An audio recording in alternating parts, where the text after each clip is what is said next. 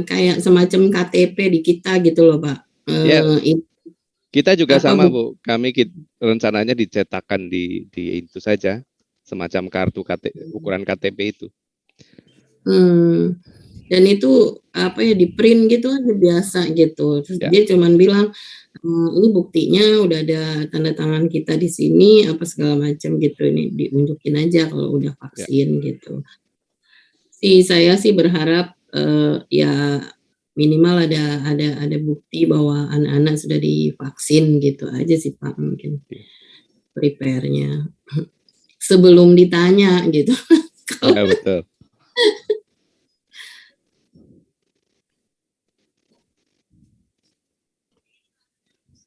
Jakarta gimana Bu Lula? Udah. Kalau Jakarta pada umumnya ya selama menggunakan kendaraan sendiri nggak masalah. Untuk public transport memang passengers itu diminta untuk menunjukkan misalnya kartu kepegawaian atau kalau dia dinas ada surat dinas gitu. Masuk mall semua harus scan QR dari website pelindung diri kalau nggak salah begitu. Nah, nanti baru bisa masuk ke mall, check in, check out begitu. Jadi kalau kesulitan ya otomatis nggak bisa masuk mall. Yumi-san,誰が presentos shimasu ka? Siapa yang mau presentasi? Ivan. Ivan ya. Hai. Apakah kita bisa mulai? すいません。はい。すいません。お疲れ様です。ちょっと遅れてすいません。はい。Oke. Jadi gini Pak, nanti yang presentasi pertama saya nanti setelah Mas Ivan yang akan melanjutkan. Oke, baik. Saya buka dulu ya. Baik, selamat siang, salam sejahtera. Terima kasih kami ucapkan kepada Ibu Dewi Arianti Yudasari, Ibu Yumi Matsuda, Mas Ivan, dan Ibu Lula Bagus atas kehadirannya menyempatkan diri untuk memberikan presentasi dan penjelasan teknis terkait program dan proses seleksi. Ya, kami ucapkan terima kasih kepada seluruh mahasiswa yang sudah berminat dan mendaftar program ini, karena ini adalah program yang menurut saya jarang, dan ini unsur akan menjadi perguruan tinggi pertama yang akan melaksanakan program ini yang dikaitkan dengan MBKM. Ya. Tidak berpanjang lebar, kita langsung saja buka acara ini. Pada kesempatan pertama, Ibu Dewi akan memberikan paparannya, selanjutnya akan diteruskan oleh Pak Ivan. Waktu dan tempat kami persilahkan Ibu Dewi, silakan. Baik, terima kasih. Selamat siang. Assalamualaikum warahmatullahi wabarakatuh. Salam sejahtera untuk kita semua. Om Swastiastu, Namo Buddhaya, salam kebajikan. Pada siang hari ini, pertama-tama saya ucapkan terima kasih kepada Pak Romi yang telah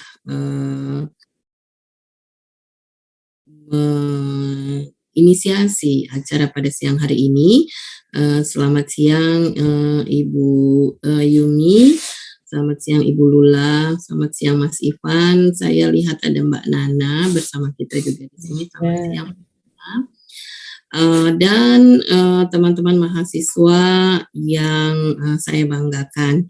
Pada siang hari ini sekali lagi kami membuka kesempatan untuk batch yang kedua, program internship bagi mahasiswa S1 bidang pertanian, kerjasama Universitas Jenderal Sudirman, PT Yonata Dewi Sejahtera, LPPK Kokorono Shiji, dan North Brand Jepang. Ya, tentunya teman-teman ingin ikut program ini, pastilah ada tujuan dan impian untuk pergi ke negeri sakura Jepang ya.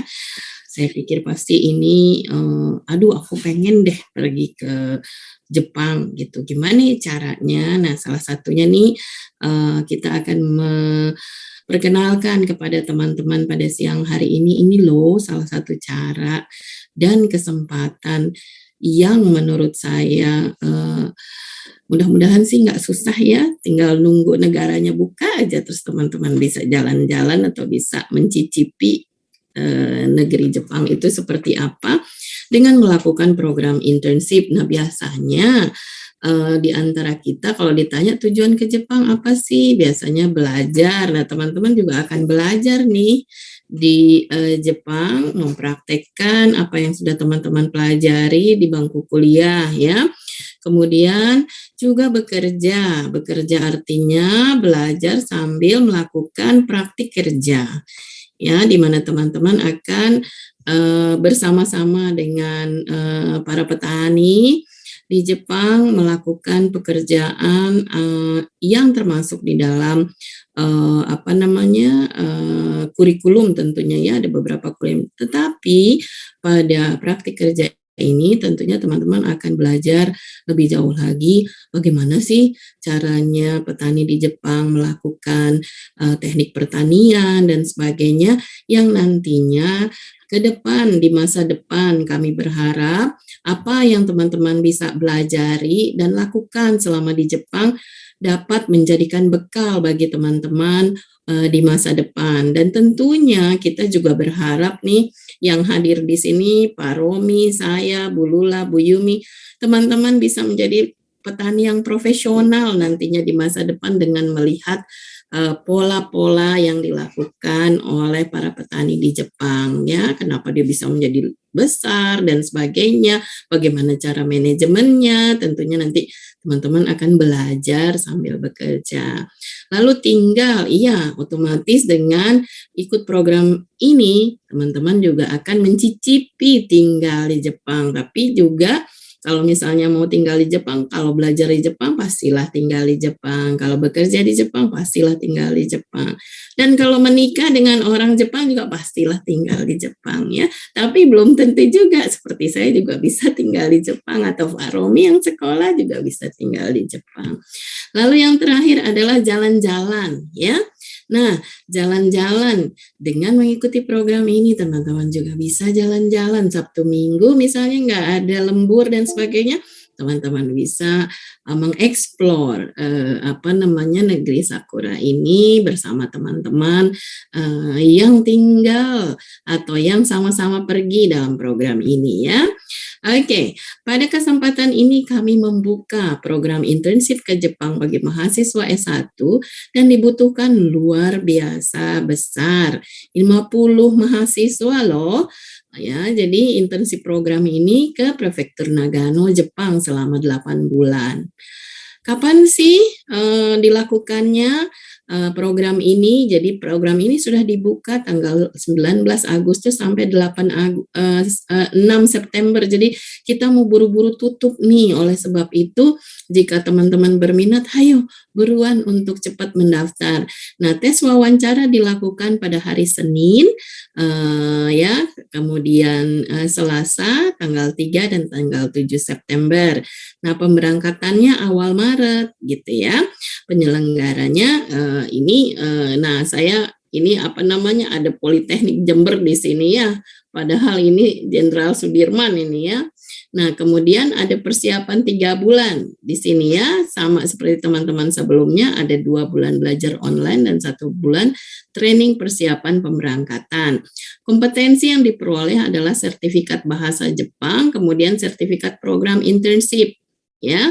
Nah, gambaran umum bahwa program ini merupakan program yang dikemas ya. Terus terang Universitas Jenderal Sudirman menginisiasi sebagai yang pertama, tadi sudah disebutkan oleh Pak Romi ya.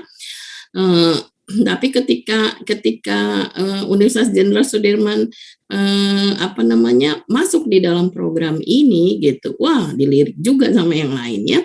Jadi kami tetap mengutamakan teman-teman yang berasal dari UNSUD nih ya.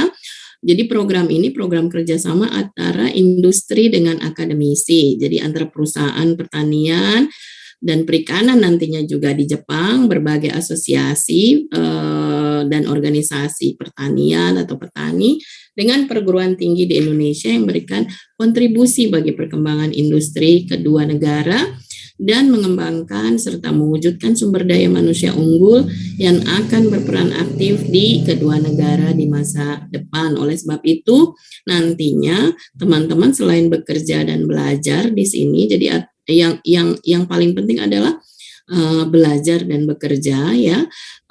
Diharapkan nanti teman-teman bisa mengambil manfaat dari situ untuk pengembangan diri, juga pengembangan kreativitas serta pengembangan tentunya mudah-mudahan teman-teman bisa menjadi petani yang profesional di masa depan ya.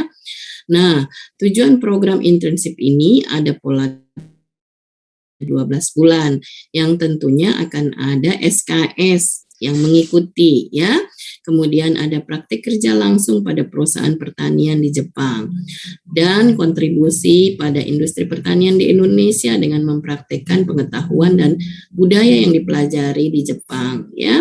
Kemudian melatih mahasiswa agar dapat berkontribusi dengan memajukan sektor pertanian tentunya di Indonesia ya. Nah, mengikuti program internship ini sebenarnya membuka pengalaman baru pada teman-teman ya. Nanti teman-teman ke sana berangkatnya bulan Maret sudah mulai sakura tuh, musim semi ya. Jadi musim semi itu sejuk gitu, enak ya, teman-teman bisa melalui itu. Kemudian ada musim panas nanti juga. Nah, musim gugur kalau misalnya sampai Oktober ya teman-teman akan melihat ini. Dan satu lagi juga ada musim dingin ya. Nah, 4 musim ini teman-teman akan memiliki pengalaman baru karena Jepang berbeda iklimnya dengan Indonesia tentunya ya. Nah, menjelajah rasa makanan di negeri sakura ya. Pak Romi ini sudah ke Jepang, jadi sudah merasakan semua nih ya. Nah, tapi kalau ditanya beda nggak sih makanan Jepang yang ada di Indonesia dengan yang ada di Jepang? Ya pasti beda lah. Beda. Dengar Pak Romi udah bilang beda loh gitu ya. Aku mau. Pak Yosef udah datang. Mau tuh. Nah, jadi Pak Yosef aja pengen tuh ya mencicipi langsung gitu ya. Mungkin kalau misalnya ada lagi tuh steak yang namanya wagyu ya di Jepang ya. Aduh, enak banget itu ya. Nah, itu nanti teman-teman bisa loh menjelajah rasa. Lalu lebih dekat lagi dengan hal ini, hayo siapa yang seneng anime? Ya, jadi lebih teman-teman di pas waktu liburan ya bisa nih Kimetsu no Yaiba nih kemarin terkenal banget ya gitu. Nah, teman-teman bisa lebih dekat dengan hal-hal yang kayak gini gitu ya. Contohnya misalnya, aku mau pengen berburu kaset game di toko second misalnya seperti itu. Wah, itu udah ditongkrongin deh setiap minggu mungkin ya. Kalau ada waktu teman-teman yang senang ya. Nah, karena ini kan laki-laki semua nih yang berangkat ya. Oke. Lalu apa sih yang diperlukan untuk persiapan ke sana? Tentunya kesehatan. Ya, jadi nanti setelah presentasi ini apa sih yang harus dipersiapkan?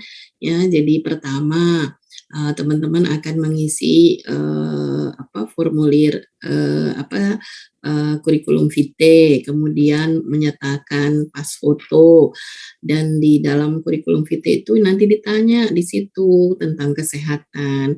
Teman-teman harus sampaikan dengan apa adanya. Jadi contohnya misal, Bu saya alergi udang, Bu saya alergi udara, misalnya seperti itu. Atau misalnya apa saja deh, mungkin pernah dulu waktu kecil ada operasi apa misalnya ya, amandel atau apa, misalnya sampaikan saja di situ, atau ada asma atau apa gitu ya, supaya kita tahu gitu dan bisa memperhatikan teman-teman begitu dari sudut kesehatan. Selain itu ada ketercukupan dana, tapi ini dalam program ini teman-teman nggak perlu khawatir katanya. Nggak perlu khawatir loh masalah dana gitu ya. Jadi nanti kita tanyain, kenapa sih kok nggak perlu khawatir, kan dananya harusnya gede tuh pergi ke sana. Oke, nanti kita diskusikan ya sama-sama kenapa kok nggak perlu dana. Tapi yang perlu tuh kemampuan bahasa Jepang loh ternyata yang pertama. Jadi teman-teman nanti apabila dinyatakan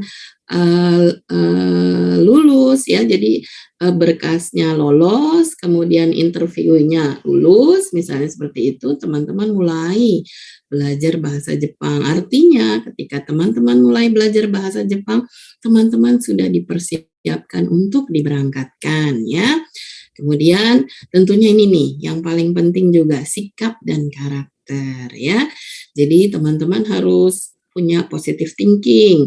Sikap dan karakter ini tentunya sangat besar perbedaannya karena kita beda budaya. Caranya orang Jepang dengan caranya orang Indonesia pastilah beda ya. Misalnya mandi aja beda ya caranya ya. Nanti diajari caranya mandi seperti apa. Pak Romi kan udah tinggal di sana tuh, nanti di gimana caranya mandi misalnya gitu kan. Lalu kenapa kok mandi tuh jadi sikap atau budaya. Ya, budaya di Jepang, karena apa? Air itu mahal, teman-teman. Jadi biasanya orang Jepang dia sebelum tidur dia mandi berendam pakai air panas gitu ya. Cara mandinya juga gimana? Biasanya sabunan dulu terus baru berendam masuk ke air panasnya gitu ya. Habis itu besok pagi masa nggak mandi? Nggak mandi. Biasanya cuci muka terus sikat gigi, sarapan langsung berangkat gitu ya. Jadi mandinya cuma sekali, nggak kayak kita mandi 3 kali apa ya. Lalu ada hal-hal yang lain ya, contohnya misalnya pada saat bekerja kita harus membantu teman satu sama lain ya. Jadi egosentrisnya direndahkan, kita harus bersama-sama misalnya seperti itu ya, bersama teman dan sebagainya ya. Jadi nanti ini akan ada tentunya pembekalan tentang sikap dan karakter, bagaimana sih orang Jepang di dalam berkomunikasi, bagaimana sih budaya Jepang, misalnya seperti itu. Nanti teman-teman kita akan bimbing atau kita akan berikan sesi untuk itu ya sebelum teman-teman berangkat ya. Oke, lalu saya tidak berlama-lama. Nggak ada ruginya untuk memperbanyak pengalaman yang pastilah sangat menyenangkan. Jadi tunggu apa lagi, karena memang waktu pendaftarannya sangat singkat. Silahkan teman-teman mendaftar pada website yang ada di pamflet gitu ya. Dan segera kita akan adakan seleksi berkas. Kami tunggu teman-teman yang tertarik untuk mengikuti program ini. Tapi jangan lupa ya, sebelum ikut teman-teman harus sampaikan sama orang tua, ada loh program ini Pak, misalnya seperti itu. Ada program ini gitu ya, nanti boleh nggak aku ikut, misalnya seperti itu. Jangan sampai teman-teman ikut tapi orang tua nggak setuju, misalnya seperti itu ya. Jadi teman-teman harus sampaikan ke orang tua dan dapat persetujuan dari orang tua. Tentunya atas juga rekomendasi dari institusi. Baiklah, presentasi dari saya seperti itu. Nanti kita akan buka sesi diskusi dan tanya jawab setelah ini. Nah, tentunya teman-teman ingin lebih dalam tahu kayak apa sih program intensifnya, terus kita ngapain ya di situ, apa sih yang kita kerjakan, misalnya seperti itu di situ gitu ya, terus tugas kita apa ya gitu misalnya ya. Jadi saya persilahkan Mas Ivan untuk mempersiapkan presentasinya setelah ini. Terima kasih, nanti kita lanjutkan dengan diskusi ya. Mas Ivan, saya persilahkan. Selamat siang untuk teman-teman dari UNSUD. Kami dari LPK Kokorono Siji sangat senang bisa melakukan presentasi untuk hari ini. Sebaiknya nanti teman-teman sambil mencatat, utamanya apabila ada pertanyaan-pertanyaan yang ingin disampaikan. Karena sebentar lagi presentasi akan disajikan oleh Saudara Ivan, sehingga teman-teman bisa mendapatkan informasi yang lengkap dan jelas. Terima kasih untuk kesediaan teman-teman bergabung di presentasi hari ini. Saya persilakan Saudara Ivan. Baik, terima kasih Bu Lula, terima kasih juga Bu Dewi atas presentasinya tadi. Selamat siang semua teman-teman, selamat siang juga Pak Romi, terima kasih juga atas waktunya hari ini. Baik, mungkin biar tidak lama-lama juga, perkenalkan saya Ivan, salah satu dari staf LPK Kokorono Siji. Di sini saya akan menjelaskan kepada teman-teman, sedikit menjelaskan kurang lebih seperti apa sih program internship untuk yang bidang pertanian ini nanti ke Jepangnya ya.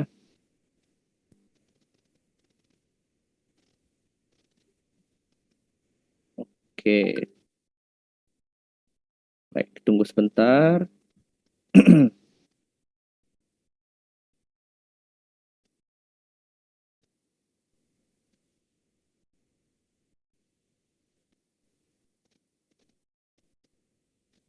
Sudah kelihatankah untuk teman-teman semuanya? Sudah Ya? Sudah, Mas. Oke, baik, Sudah, terima Pak. kasih. Saya mulai ya. Oke, yang pertama itu adalah program internship ke Jepang untuk bidang pertanian. Untuk yang di sini kan ada perikanan ya. Mohon nanti untuk perikanan nanti paling saya skip. Jadi karena khususnya hari ini adalah untuk para mahasiswa bidang pertanian, jadi saya akan menjelaskan di bagian pertaniannya saja. Baik, kita mulai. Oke, program internship. Apa sih itu program internship? Jadi mungkin sebelumnya mungkin dari Bu Dewi juga sudah dijelaskan sedikit dari Bu Dewi. Saya akan jelaskan sedikit lagi. Program ini merupakan program kerjasama antara institusi perguruan tinggi dengan dunia kerja atau perusahaan bidang pertanian di Jepang dalam memberikan pelatihan kerja serta kontribusi dalam pengembangan wawasan dan pengetahuan bagi mahasiswa, pada khususnya pengembangan sumber daya manusia dan pengembangan industri pada umumnya. Kemudian, ada pula tujuan daripada program internship kali ini, yaitu berkontribusi pada pengembangan bidang pertanian di Indonesia dengan mempraktikkan dan mengimplementasikan pengetahuan, wawasan, teknologi, dan juga budaya yang telah dipelajari di Jepang nantinya. Nah, selanjutnya ini ada sasarannya ya sebetulnya ya. Jadi sasaran dari program ini yang pertama, mahasiswa akan mempelajari ilmu dan teknologi bidang pertanian pada dunia industri di Jepang. Dan yang kedua, mahasiswa akan mengamati dan meneliti bidang industri pertanian serta mempraktikkan teknologi serta budaya dalam dunia kerja di Jepang. Dan yang ketiga, mahasiswa mempelajari penggunaan teknologi maju dalam bidang industri di Jepang melalui pelatihan, seminar, dan juga praktik langsung. Dan yang terakhir, mahasiswa akan memperoleh sejumlah satuan kredit semester atau SKS yang ditransfer ke dalam kurikulum yang dirancang berdasarkan kerjasama antara dunia industri dan institusi perguruan tinggi. Selanjutnya, nah, buat teman-teman mungkin penasaran apa aja sih hasil bidang pertanian di Jepang? Jadi kurang lebih ini ada beberapa contoh hasil bidang pertanian yang di Jepangnya. Di sini ada 4 ya jenisnya. Ada biji-bijian, ada kacang-kacangan, ada juga kentang atau umbi-umbian ya, dan juga sayuran-sayuran daun hijau. Yang pertama untuk biji-bijian, itu biasanya di Jepang itu ada variasi jenis gandum, jagung, dan juga soba. Atau soba itu dalam bahasa Inggrisnya buckwheat, kalau teman-teman mungkin tahu. Dan yang kedua ada kacang-kacangan, itu ada kacang azuki atau kacang merah Jepang, dan juga kacang kedelai. Dan yang ketiga, umbi-umbiannya itu ada kentang dan ubi jalar. Dan yang keempat, untuk sayurannya itu mereka ada bawang, kubis, lobak, sawi putih, dan selada. Terutama untuk nanti ini kan fokusnya adalah untuk ke Nagano ya, ke prefektur Nagano. Nanti di prefektur Nagano itu adalah salah satu prefektur penghasil selada terbesar di Jepang. Jadi itu nanti fokus utamanya di situ. Kemudian masuk lagi ke kegiatan pekerjaan bidang pertaniannya. Jadi untuk teman-teman semuanya nanti ketika di Jepang itu kegiatan utamanya ada 6. Yang pertama itu budidaya bibit. Yang kedua itu mulsa atau mulching. Yang ketiga itu menanam. Keempat penjarangan. Kelima panen. Dan yang terakhir keenam itu adalah melakukan pengiriman dan packaging atau pengemasan. Nah, selanjutnya itu benefit apa aja sih yang diperoleh untuk teman-teman? Nah, di sini ada 5, yaitu yang pertama, mendapatkan 2 sertifikat bahasa dan pemagangan internasional. Yang kedua, memiliki pengalaman program internship ke luar negeri. Yang ketiga, memiliki pengalaman dalam pengembangan teknologi bidang pertanian. Yang keempat, memperoleh apresiasi dari dunia kerja Jepang. Yang kelima, menambah nilai pengalaman portofolio CV teman-teman semuanya. Jadi supaya nanti teman-teman sebelum lulus dari Universitas Jenderal Sudirman sudah memiliki pengalaman tuh internship ke Jepang. Nah, jadi itu kan akan jadi nilai plus sekali ya buat nanti teman-teman mencari pekerjaan, terutama apabila nanti mungkin setelah program ini selesai, teman-teman ingin pergi lagi ke Jepang atau mungkin kerja di luar negeri dalam bidang pertanian, kan ini bisa menjadi nilai plusnya begitu. Kemudian, nanti juga teman-teman ada mendapatkan 2 kompetensi. Yang pertama itu sertifikasi bahasa Jepang dari kami. Dan yang mungkin yang kedua, sertifikasi program internship bidang pertanian dari dunia kerja Jepang atau dari user Jepang yang nanti akan memberikan kepada kalian. Nah, kemudian ini hanya gambaran aja seperti apa bentuk partner kerjasamanya. Jadi itu nanti lingkaran itu seperti ini. Jadi ada nanti asosiasi petani yang di Jepangnya yang bekerja sama dengan kami, PPK Kokono Shiji yang bekerja sama juga dengan PT Yonata Dewi Sejahtera atau YDS yang juga bekerja sama dengan Universitas Jenderal Sudirman di sini ya. Kemudian lanjut untuk alur proses pendaftarannya, kira-kira seperti apa sih? Dan mungkin makan waktu berapa lama? Seperti yang teman-teman bisa lihat di PowerPoint. Yang pertama itu perguruan tinggi, di mana di sini adalah Unsud, akan memberitahu informasi lowongan kepada program kepada mahasiswa. Nah setelah itu maka akan mengadakan sosialisasi, yaitu seperti yang sekarang kita lakukan, itu adalah sosialisasinya. Dan kemudian yang ketiga itu pendaftaran. Jadi setelah nanti ini semua selesai, maka mahasiswa itu mendaftar, tapi kalau di sini kan mahasiswa udah mendaftar dulu ya, gitu. Jadinya nanti itu menghubungi institusi. Di sini mungkin untuk menghubunginya itu bisa langsung ke Pak Romi ya. Dan kemudian untuk mengisi form registrasi juga. Dan setelah itu maka akan melakukan seleksi berkas dari kaminya. Apabila seleksi dari berkas sudah selesai, maka kita akan melakukan wawancara dengan pihak user Jepangnya. Nah, setelah wawancaranya selesai dan kalian terpilih siapa aja yang akan lolos untuk internship tersebut, maka nanti ada pelatihan bahasa Jepang terlebih dahulu sebelum berangkat ke Jepang. Nah, pelatihannya ini itu direncanakan untuk selama 3 bulan waktunya, di mana 2 bulan pertama itu akan dilakukan secara daring atau online, dan kemudian 1 bulan mungkin sebelum berangkat ke Jepangnya itu akan dilakukan pelatihan intensif bahasa Jepang di LPK Kokoro no Shiji, tempat kami, yaitu di Jakarta. Nah, sembari kalian juga melakukan pelatihan selama 3 bulan tersebut, maka proses dokumen juga akan kita lakukan berbarengan. Jadi supaya juga lebih menghemat waktu. Nah, proses dokumen yang dimaksud sini adalah kami akan mengirimkan dokumen-dokumen yang diperlukan mengenai info dari mahasiswa untuk dimasukkan ke imigrasi Jepang. Supaya nanti kita bisa mengajukan Certificate of Eligibility atau COE yang nanti digunakan untuk pengajuan visa di Indonesia. Nah, jadi kurang lebih untuk proses dokumen pun itu akan memakan waktu mungkin sekitar 3 bulan rata-rata. Nah, Setelah itu nanti apabila COI sudah turun, pelatihan kalian sudah selesai, maka nanti tinggal pengajuan visa. Visa paling sekitar 7 hari kerja turun, maka kalian akan berangkat ke Jepang setelah itu. Nah, estimasi dari kami, itu semua makan total sekitar 3-5 bulan. Kenapa mungkin ada 5 bulannya? Karena nanti untuk proses pengajuan COE-nya, itu kadang paling cepat 3 bulan. Cuman kadang bisa juga sedikit terlambat sekitar 4-5 bulan. Tapi sejauh ini biasanya sih 3 bulan udah pasti keluar. Cuman ini hanya jaga-jaga saja buat ngasih gambaran ke teman-teman semuanya.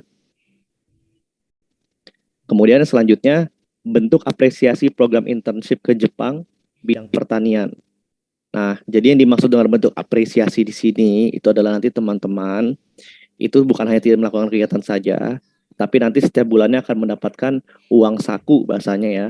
Jadi itu adalah bentuk apresiasi dari industri di Jepang terhadap kalian. Nah, kira-kira gambarannya adalah seperti berikut. Kalau kita melihat ke tabel yang pertama, yang warna biru, di bawah ini adalah contoh perhitungan uang sakunya. Sebelah kiri ada uang saku jam kerja dasar, dan sebelah kanan ada uang saku di luar jam kerja dasar. Sederhananya, uang saku ke jam kerja dasar itu adalah perhitungan uang saku per jamnya untuk di jam waktu yang normal jam kerjanya. Kalau uang saku di luar jam kerja itu adalah untuk hitungan lembur bahasanya. Nah, ini belum diganti untuk waktunya, ini ada yang salah ya. Jadi untuk nanti jam kerja dasar itu sebetulnya dari jam 5 sampai jam 5 sore juga atau jam 6 sore.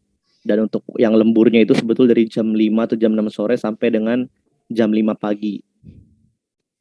Nah, di sini saya akan menjelaskan untuk 1 jamnya itu kalian itu dihitung sebesar 882 yen untuk jam kerja dasarnya ya.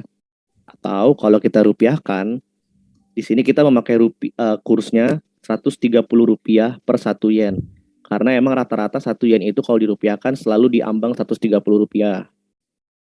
Di mana kalau dirupiahkan berarti menjadi sekitar 115.000 per jam kita genapin saja. Lalu masuk ke sebelah kanannya untuk yang lemburnya, itu per jamnya kalian dibayar sekitar 1.103 yen per jam atau sebesar 144.000 rupiah per jamnya. Nah, jadi kalau misalkan kalian taruhlah sehari itu mungkin melakukan kegiatan pekerjaannya sebesar 8 jam untuk jam-jam kerja dasarnya, berarti kalian bisa mendapatkan sekitar 900.000 sampai 1 juta untuk 1 harinya. Kalau ditambah lembur, misalkan lembur selama 3 jam, berarti kan itu kalian bisa mendapatkan sekitar 450 sampai 500.000 ya. Jadi kalau digabungkan kalian kerja jam kerja dasar ditambah lembur, itu totalnya sehari itu kalian mendapatkan sekitar 1,3 atau sampai 1,4 juta rupiah.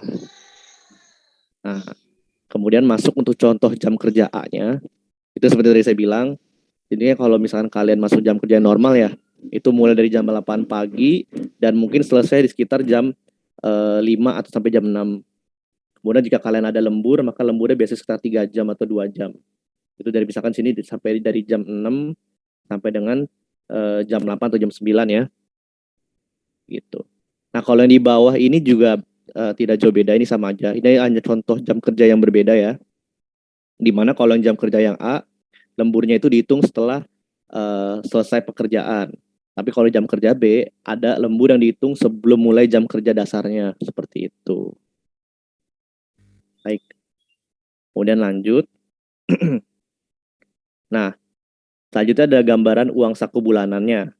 Di sini kita memakai skema perhitungan berdasarkan kerja 1 bulan, yaitu sebanyak 170 jam untuk jam kerja dasarnya, ditambah jam kerja lemburnya 32 jam.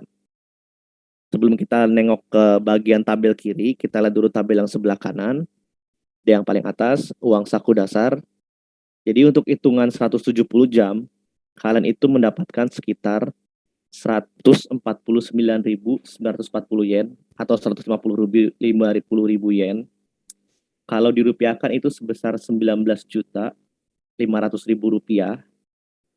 Lalu kalau lihat ke bawah lagi, kalau untuk hitungan 32 jam lemburnya, maka kalian 1 bulan mendapatkan 35.300 yen atau sekitar 4.600.000 rupiah. Nah, kalau digabungkan berarti kalian itu 1 bulan itu sebetulnya diberikan uang apresiasi sebesar kurang lebih sekitar ya 23 sampai 25 juta lah ya rupiah, tapi itu masih kotor. Nah, kemudian di bawahnya ini ada beberapa keterangan potongan-potongan apa yang nanti akan dipotong di Jepangnya. Yang pertama, ada pemotongan pajak penghasilan sebesar 30.618 yen atau sekitar 4 juta rupiah. Kemudian ada asrama karyawan atau tempat tinggal kalian nantinya itu sebesar 10.000 yen atau 1.300.000 rupiah. Tetapi itu udah termasuk biaya asrama, gas, air, dan listrik. Jadi untuk di Jepang, kalian itu bayar per bulan segini untuk asramanya itu murah banget. Kemudian yang ketiga, ada asuransi kesehatan. Itu sebesar 1.500 yen atau 200.000 rupiah. Dan ada wifi sebesar 5.000 yen atau 650.000 rupiah. Nah, dan yang terakhir biaya hidup atau makan ya, itu di sini kita tulis relatif. Kenapa? Karena kan untuk teman-teman semuanya pasti kan kebutuhan makanannya berbeda ya. Ada yang mungkin beli makan, ada yang mungkin yang prefer untuk masak seperti itu dan semacamnya. Nah, kemudian kita masuk ke tabel kirinya. Jadi berapa sih kira-kira kalau uang apresiasinya itu sudah dipotong-potong semua dengan potongannya? Nah, exclude uang makan, itu kalian akan mendapatkan bersih sekitar 138.000 yen atau sebesar 18 juta yen kita genapin di sini. 18 juta rupiah, sorry. Selama 1 bulan. Kalau bisa teman-teman masih ingin bertanya, tapi kalau dipotong uang makan jadi berapa ya? Biasanya untuk di Jepang, ini di luar Tokyo tapi ya, di luar kota-kota besar, itu uang makan sebetulnya sekitar 4-5 juta saja itu sudah cukup. Biasanya. Itu juga baik lagi ke teman-teman semuanya, diharapkan juga teman-teman nantinya juga jangan beli-beli makan mulu ya, supaya hemat juga kan pengen ditabung juga mungkin ya. Jadi juga diusahakan belajar masak juga biar lebih hemat juga gitu. Paling kalau mau beli-beli makan sesekali aja misalkan di weekend gitu, tapi weekdays-nya diusahakan rajin memasak misalkan, seperti itu. Ya, jadi kurang lebih kalau benar-benar dipotong uang makan, maka 1 bulan itu bersihnya kalian bisa mendapatkan sekitar 14 sampai 13 juta kurang lebih. Kemudian lanjut. Nah, nantinya akan ada beban biaya ya. Jadi ada 2 macam, nanti akan beban biaya yang dibebankan kepada peserta dan kedua ada biaya yang dibebankan kepada pihak Jepangnya. Yang pertama saya akan menjelaskan beban biaya untuk pesertanya. Yang pertama ada biaya pembuatan paspor. Di sini itu untuk harga paspornya itu disesuaikan dengan kantor imigrasi masing-masing. Cuma rata-rata paspor itu mungkin paling murah sekitar 350.000 rupiah. Yang paling mahal ada e-paspor itu mungkin sekitar 600 ribuan. Kemudian yang kedua itu ada biaya sekolah bahasa Jepang dan administrasi yaitu sebesar 19.500.000 rupiah. Dan yang ketiga itu ada biaya PCR test sebelum program intensif training. Jadi ini biaya PCR test jika nanti kalian akan memasuki fase 1 bulan pelatihan intensif di Jakarta ya. Jadi sebelum masuk diusahakan itu melakukan PCR dulu. Kan sekarang PCR juga udah lebih murah ya. 1 hari kuliah itu paling sekitar 500.000 rupiah rata-rata sekarang. Kemudian yang keempat itu biaya transport dari daerah atau dari tempat tinggal kalian ke tempat kami itu relatif. Karena ada yang takutnya pakai mobil, ada juga yang memakai transportasi kereta mungkin atau pesawat ya. Jadi beda-beda. Kemudian itu biaya makan sehari-hari. Nah, soalnya kenapa? Nanti di tempat pelatihan itu teman-teman itu nanti sistemnya itu kan masak belajar makannya. Jadi teman-teman itu nanti piket siapa yang belanja, siapa yang masak itu gantian. Jadi untuk biaya makan sehari-harinya itu nanti biasa sistemnya patungan sama teman-teman yang lainnya. Begitu. Kemudian yang terakhir itu biaya PCR test ketika akan kembali ke Indonesia.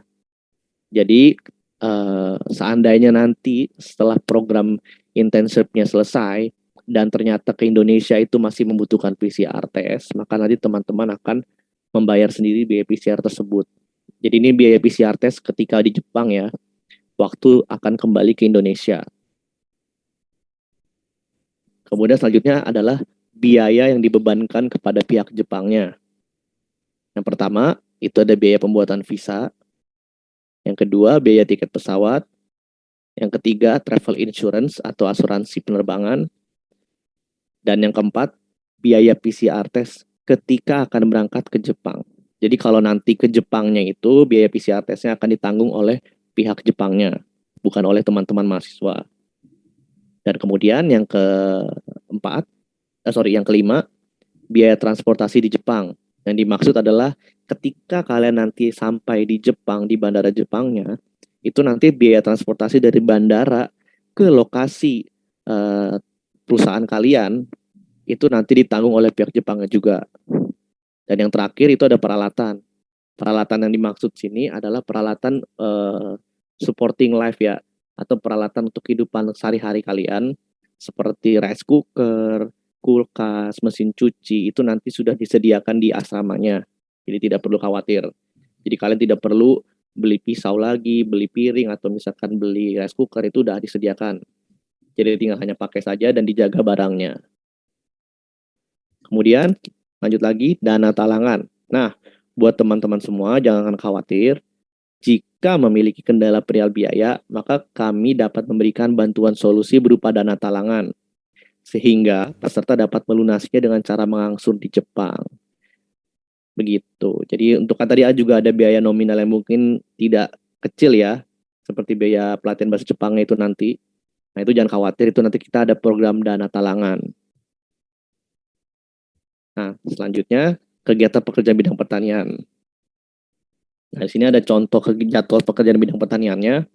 Ini hanya sekedar jadwal gambaran aja ya, bukan berarti kalian untuk di luar jam kerjanya kalian harus benar-benar mengikuti ini, enggak. Ini hanya contoh saja. Misalkan 6:30 itu kalian bangun dan sarapan, jam 7 kalian pergi bekerja, kemudian 7:30 paginya kalian rapat pagi dan persiapan untuk bekerja. Kemudian dari jam 8:50 kalian mulai melakukan kegiatan, yaitu bertani, panen, kontrol produk, dan semacamnya. Kemudian setelah itu jam 12-nya isoma. Lalu jam 1 lanjut lagi bertani, memilah produk, dan melakukan pengiriman produk. Dan setelah itu sebelum kalian benar-benar selesai, maka nanti biasanya ada rapat sore atau rapat sore. Kemudian kegiatan bersih-bersih dan mengisi jurnal kerja. Nah, setelah itu maka kalian pulang. Setelah itu mungkin kalian bisa belanja bahan-bahan makanan, atau mungkin kalian mau jalan-jalan dulu kemana.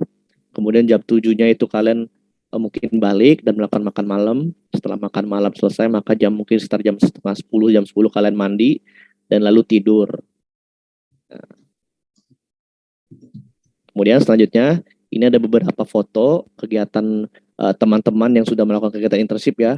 Nah, ini kurang lebih seperti ini gambarannya di Jepang, nanti pertaniannya.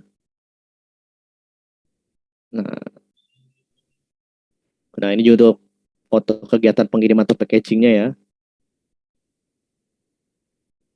Nah, ada sedikit video.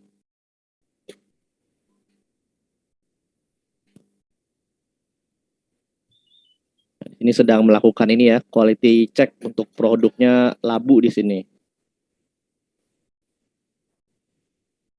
Kemudian ada vinyl house-nya atau greenhouse.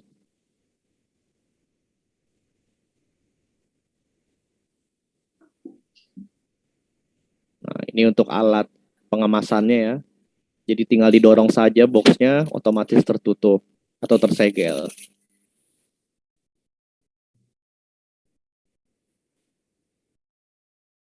Nah, kurang lebih seperti itu gambarannya.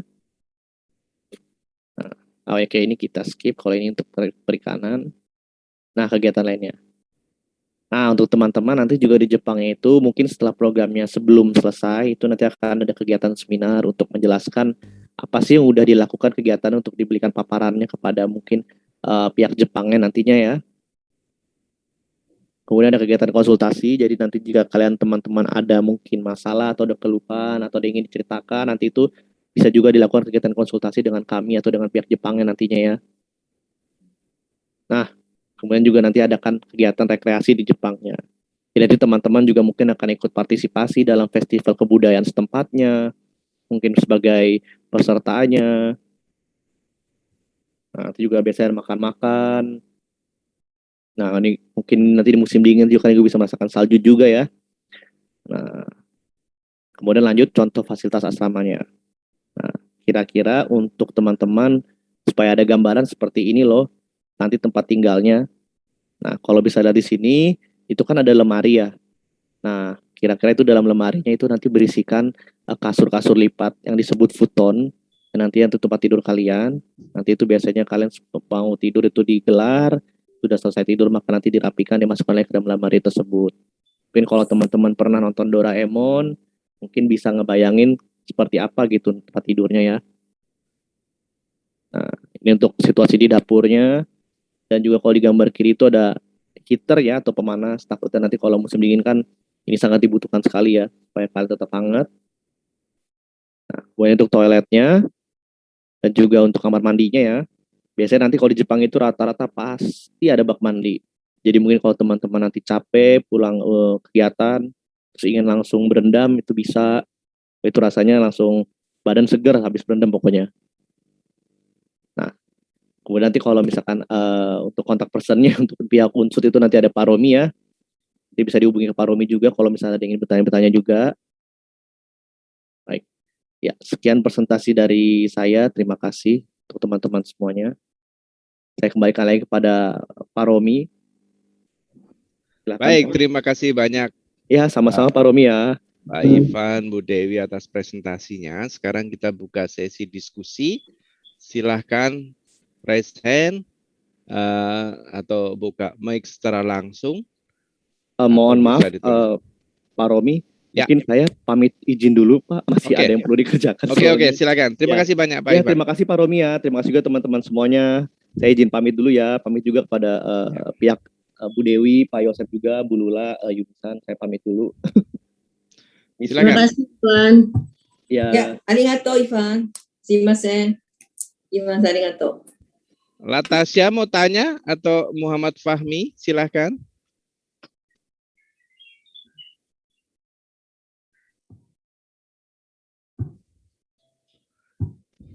Silakan apabila ada yang ingin ditanyakan.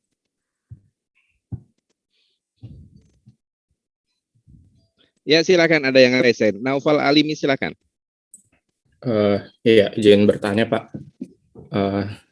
Terkait ini seperti yang kita tahu kan ini merupakan batch 2 ya untuk kegiatan ini, yang dimana dari yang saya baca itu persyaratannya yang mungkin paling membedakan itu di sini yang batch 2 hanya untuk laki-laki ya. Di sini untuk pertanyaannya apakah ada perbedaan yang mendasar terkait kegiatannya nanti yang akan kita lakukan gitu untuk batch 2 ini dengan batch 1 seperti itu Pak. Karena di persyaratannya kan hanya untuk laki-laki ya. Terima kasih. Ya, mungkin Bu Dewi atau bisa maaf, menjawab. Mungkin maaf ya Pak, saya bisa jelaskan sedikit ya. Oke, itu silakan. Memang, ya itu sesuai dengan permintaan dari pihak Jepang. Kali ini kebetulan semua laki-laki. Saya juga nggak begitu tahu alasannya, tapi mintanya laki-laki gitu. Kerjanya kan letas ya Pak, letas. Baik, letas ya. Ya, khusus letas ini tempatnya paling terkenal di Jepang letas gitu. Ya. Ya. Begitu Naufal, ini sesuai dengan permintaan dari ini ya. Tapi jadi tidak ada pengecualian nih. Jadi mahasiswa tidak bisa mendaftar ya, Ibu Yumi ya. Iya, ini semua laki-laki. Oke. Ya. Jadi pertaniannya pun sudah khusus letas ya. Selada ya. Betul. Dan yang dibutuhkan laki-laki sesuai dengan permintaan dari pengguna, dan ini tidak ada perbedaan pekerjaan ya.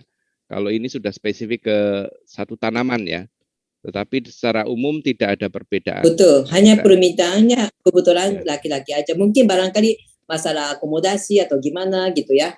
Atau pokoknya nggak terlalu banyak ada alasan sih gitu. Ya, permintaan aja.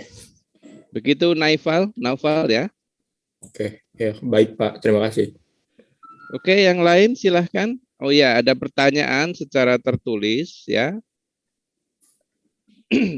Jadi semisal dikatakan sudah lolos wawancara, jadi akan dilanjutkan dan dengan pelatihan bahasa Jepang. Dan biayanya sudah tertera. Apakah yang sudah masuk tahap pelatihan bahasa Jepang akan sudah pasti berangkat ke Jepang? Silahkan dijawab, Bu Dewi atau Bu Yuni, silakan. Terima kasih. Terima kasih pertanyaannya. Ya, jadi saya nggak tahu, mungkin teman-teman juga pernah dengar kali ya, ada teman-teman yang lulus SMK berangkat bekerja magang ke Jepang, misalnya seperti itu, atau lulus S1 misalnya, atau lulus dari universitas berangkat magang ke Jepang. Nah, biasanya teman-teman yang itu membayar dulu sejumlah dana, kemudian belajar bahasa Jepang dulu, baru nanti berangkat, misalnya seperti itu. Nah, untuk program internship ya, yang membedakan dengan program magang bekerja yang teman-teman tahu sebelumnya, mungkin ada teman-teman yang pernah tahu magang ke Jepang begitu. Pertama yang saya ingin sampaikan bahwa program internship ini hanya berlaku untuk mahasiswa.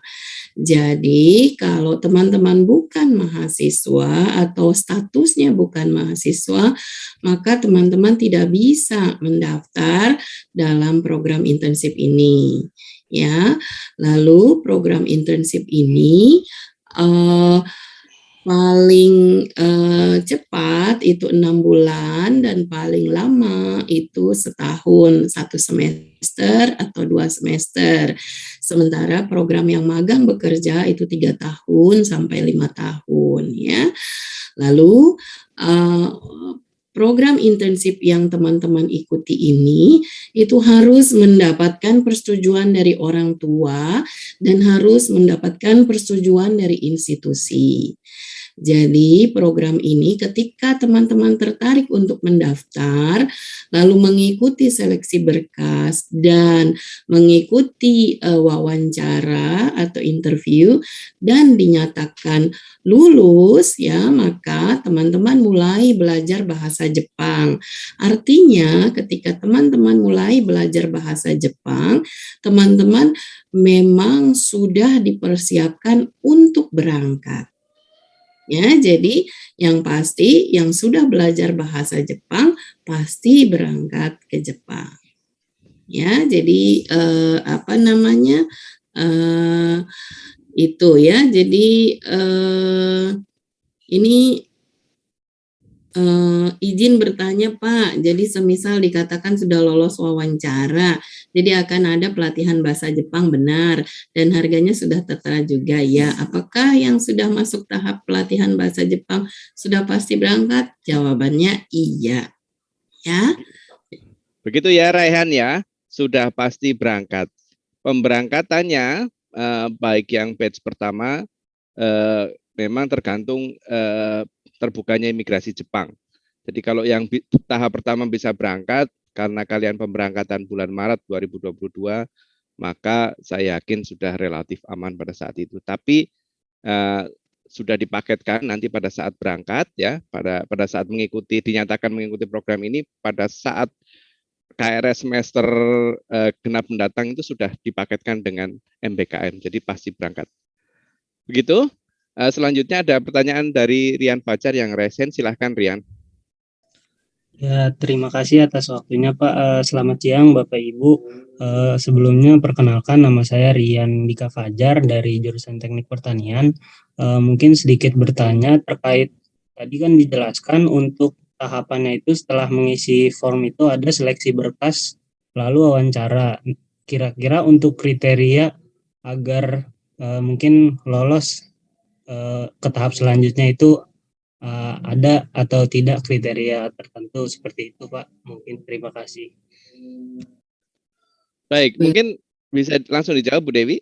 Baik, kriteria umum mahasiswa. Kriteria kedua masuk masa studi. Jadi waktu berangkat, waktu pulang nggak boleh udah lulus ya, jadi masih mahasiswa ya. Tapi kriteria tinggi badan apa segala macam itu tidak ada, hanya saja tadi kesehatan ya. Jadi ada misalnya ada pernah sakit apa atau alergi apa segala macam itu akan menjadi pertimbangan. Lalu kalau ditanya apa yang bikin lolos dan tidak lolos, misalnya seperti itu, teman-teman mungkin harus meyakinkan pihak usernya. Jadi nanti kan ada mungkin teman-teman bisa mempersiapkan ya tentang portfolio teman-teman, misalnya ditanya misalnya ya, ini buat teman-teman semua ya, bukan cuma buat Rian aja, ditanya misalnya punya pengalaman enggak bidang pertanian misalnya, teman-teman sampaikan, oh ya saya punya pengalaman dulu praktek misalnya di ladang misalnya menanam ubi atau menanam apa misalnya pokcoy misalnya seperti itu, saya melakukan ini teman-teman sampaikan. Lalu pastinya akan ditanya juga, kenapa sih kok mau daftar program ini? Nah, tentunya teman-teman punya alasan masing-masing, apa yang membuat trigger, apa yang membuat teman-teman ingin mendaftar program ini, begitu ya. Itu nanti teman-teman sampaikan pada saat wawancara. Jadi kembali ke Rian, kriteria khusus itu harus cakep, harus apa, misalnya itu nggak ada. Tapi di situ kalau nggak salah di kurikulum vitae-nya ditanya pakai tato nggak ya, gitu. Nah itu aja sih mungkin ya. Mungkin itu saja dari saya. Kira-kira cukup, Rian?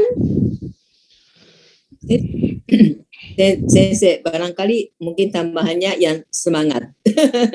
Ya, betul. Jadi tentunya semangat. Tadi ya, jadi saya sudah sampaikan ada sikap dan karakter. Jadi teman-teman harus menunjukkan antusias yang baik begitu ya, yang saya bersedia misalnya seperti itu, atau teman-teman mampu untuk bekerja sama misalnya begitu ya, saling bahu membahu dengan teman yang lain misalnya untuk nanti ditempatkan misalnya seperti itu ya. Dan satu hal lagi nih yang saya mau pesen nih ke teman-teman semua nih ya. Teman-teman ikut program ini, tanya deh di dalam hatinya masing-masing, kenapa sih aku pengen ikut program ini? Kalau jawabannya duit, mendingan jangan deh. Karena apa? Bahwa teman-teman mendapatkan apresiasi iya, tetapi yang paling penting selama teman-teman menjadi mahasiswa adalah yang perlu digarisbawahi, saya mendapat pengalaman yang luar biasa. Yang pertama adalah saya bisa ke luar negeri, ya, saya bisa ke Jepang loh, melihat bagaimana petani langsung berkolaborasi dengan saya melakukan penanaman bibit sampai dengan panen. Saya harus belajar banyak gimana mereka bisa maju. Nah, itu yang perlu. Jadi semangat itu yang teman-teman harus tanamkan di hati. Karena apa? Tidak membuka kemungkinan nantinya kalau teman-teman udah lulus, teman-teman bisa melakukan hal itu di Indonesia. Dan itu luar biasa sekali untuk masa depan teman-teman. Dan teman-teman juga bisa melihat bagaimana petani-petani Jepang memanage atau melakukan tata laksana mereka melakukan mekanisme pertanian misalnya seperti itu. Jadi jangan yang pertama lihat dulu berapa sih gua dapatnya misalnya seperti itu, jangan ya, tetapi ini betul-betul teman-teman harus betul-betul di hati itu, aku pengen berangkat, pengen lihat gimana sih mereka kok bisa berhasil misalnya seperti itu ya, bahwa di samping itu nanti ada apresiasinya loh, misalnya wah itu sih plus ya, jadi bisa jalan-jalan, bisa saya nggak tahu, nanti mungkin yang suka kamera kali cari kamera, tapi yang suka game mungkin hunting kaset PlayStation kali ya, misalnya ya, seperti itu ya. Oke, mungkin itu dari saya. Ada yang ingin bertanya kembali? Silakan jika ada pertanyaan.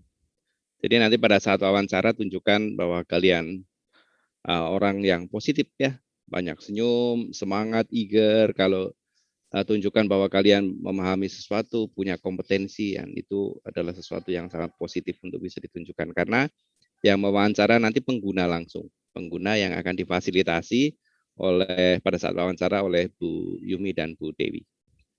Silakan. Jika masih ada pertanyaan, ya Farhan Pramono silakan. Baik Pak, sebelumnya perkenalkan diri, nama saya Farhan dari program studi agribisnis. Izin bertanya, tadi kalau nggak salah ada sikap dalam untuk yang ditunjukkan ke perusahaan tersebut itu kan dari Indonesia dan Jepang tadi juga sudah dikatakan berbeda budayanya. Nah, kalau boleh tahu untuk yang sangat mempengaruhi sikapnya di Jepang itu apa saja ya Pak? Yang begitu. Terima kasih. Oke. Satu hal adalah reaksi kita. Contohnya misalnya ya, seringkali orang Indonesia itu dianggap lambat bereaksi. Contohnya misalnya kalau ABRI sih mungkin saya nggak ini belum apa-apa siap komandan siap gitu loh itu. Jadi kalau di Jepang misalnya dipanggil namanya misalnya Farhan gitu, harus cepat jawab hai gitu. Terus kalau misalnya salah misalnya kalau di ABRI kita siap salah misalnya seperti itu. Nah kita juga harus bilang sumimasen misalnya gitu. Mushiwake gozaimasen sumimasen misalnya, atau misalnya kita menerima sesuatu kita arigatou gozaimashita misalnya seperti itu contohnya ya, misalnya seperti itu. Jadi bagaimana kita bereaksi, bagaimana kita itu termasuk ketika kita bereaksi cepat dan itu ada kayak seperti semangat gitu ya, semangat kita untuk melakukan sesuatu misalnya seperti itu. Begitu juga contohnya misalnya begini. Nanti teman-teman ditempatkan di satu tempat, misalnya ada yang 2 orang, ada yang 3 orang mungkin ya. Nah, contohnya misalnya gini, ada teman A udah selesai bekerja, terus teman B belum selesai bekerja, teman C belum selesai bekerja. Teman A juga harus membantu teman B dan C supaya bisa sama-sama selesai bekerja. Ya, jadi sama-sama selesai semua pekerjaan. Ya, jadi harus helpful gitu ya, harus punya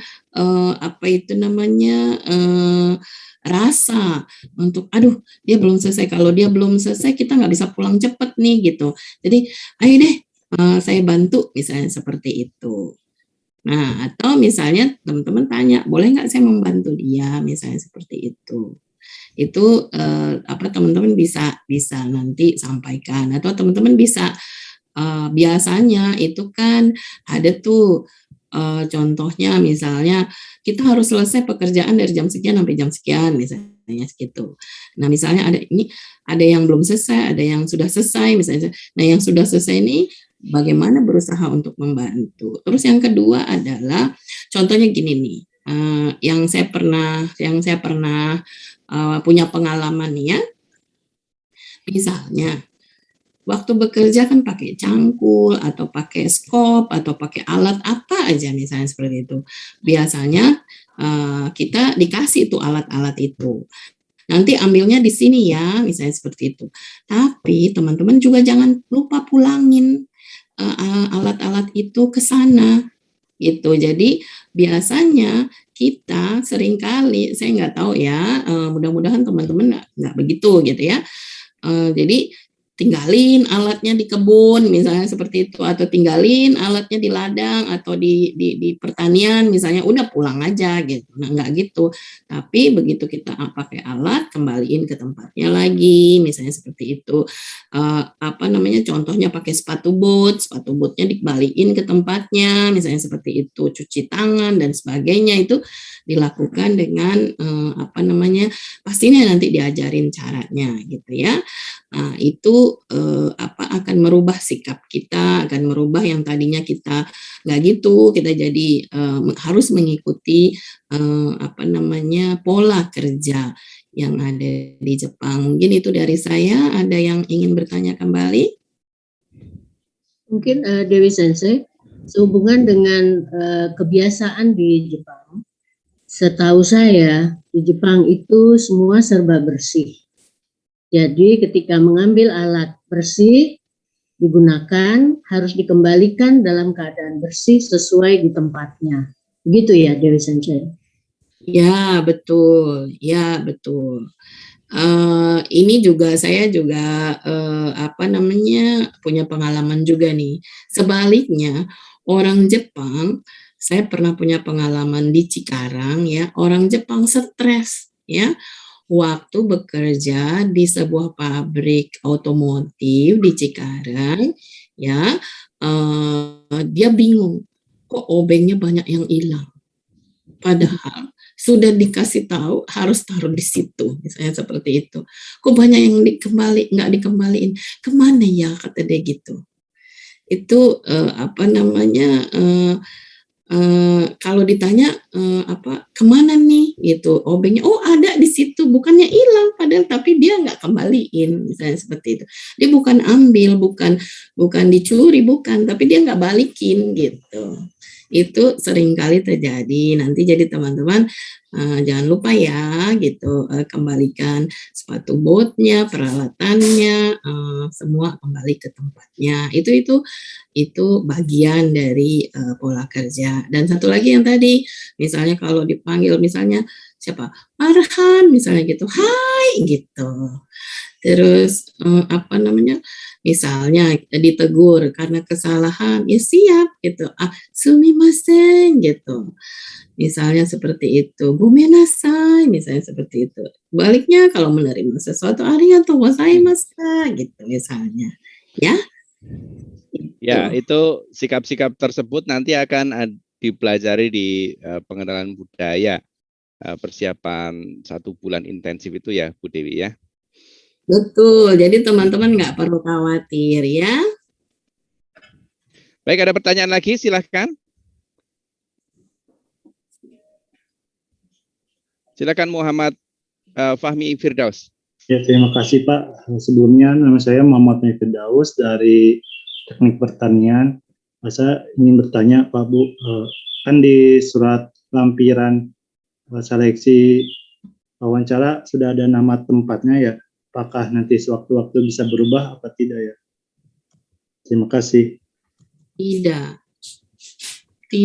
Yang memerlukan yang sekarang itu yang memang sudah untuk 50 orang ini di Nagano. Jadi nggak mungkin teman-teman tiba-tiba diterbangin ke Hokkaido gitu, nggak mungkin ya. Jadi ke Nagano semuanya perginya ya. Begitu ya, Fahmi, karena kita buka rekrutmen ini berdasarkan kebutuhan. Yang pertama ke Nagasaki, yang kedua ini, yang 50 ini adalah ke Nagano. Saya pernah berada di kedua tempat itu ya, dan semua sama-sama menyenangkan ya. Mungkin yang Nagasaki, oh saya pengen ke Nagano, yang Nagano ke Nagasaki. Nanti kalau memang sudah berada di sana, Anda bisa liburan ya, kalau lagi ada 2-3 hari libur gitu misalnya, saya kira bisa jalan-jalan. Naik Shinkansen ya, jangan lupa. Saya selama 6 tahun di sana sudah dari ujung utara sampai selatan, dan saya memang menyempatkan diri untuk hal-hal tersebut. Iya. Luas wawasan. Menyenangkan. Mungkin Pak sambil menunggu teman-teman ada yang bertanya, perlu saya sampaikan untuk persiapan interview itu teman-teman harus bisa memperkenalkan diri. Seperti nama, kemudian kota asal, dan orang tua bekerja di mana atau berwira swasta. Kemudian disampaikan juga berapa jumlah saudara, kakak, adik, atau tunggal, begitu. Kemudian saudaranya itu apakah bekerja atau masih kuliah atau masih sekolah. Dan diceritakan juga bagaimana kondisi keluarga secara budaya gitu, apakah dari Jawa Tengah atau dari Jawa Barat gitu ya. Nah, yang terpenting bagi teman-teman mulai membuat daftar kekuatan pribadi. Misalnya apa? Misalnya, oh saya punya kelebihan satu, ya kalau jujur itu sudah dasar utama ya. Tapi yang paling penting di sini adalah misalnya kelebihan sikap, disiplin, kemudian disiplin itu juga dalam hal tepat waktu, itu penting.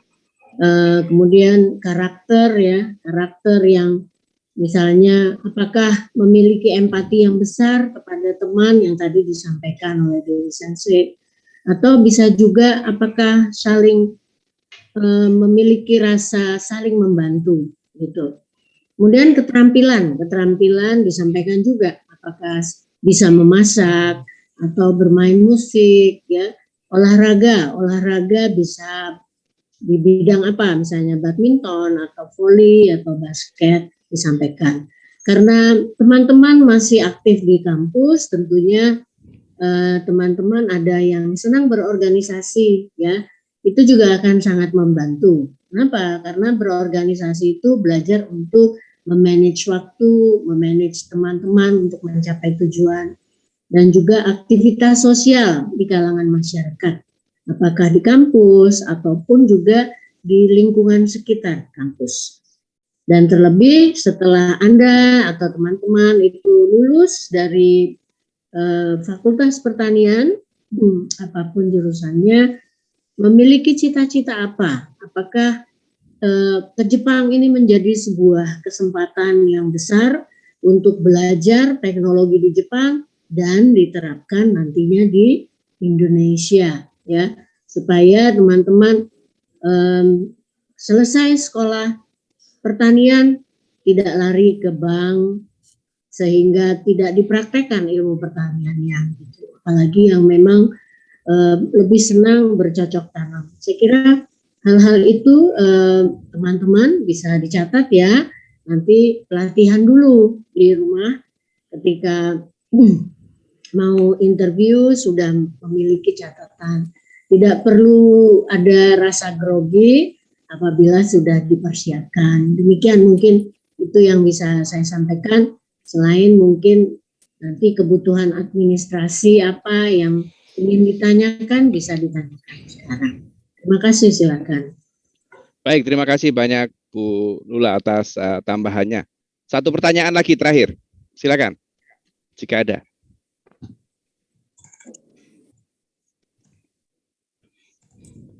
Silakan Rian. Ya, terima kasih atas waktunya kembali Pak. Mungkin saya sedikit bertanya, mungkin lebih dari satu ya, mungkin ada dua.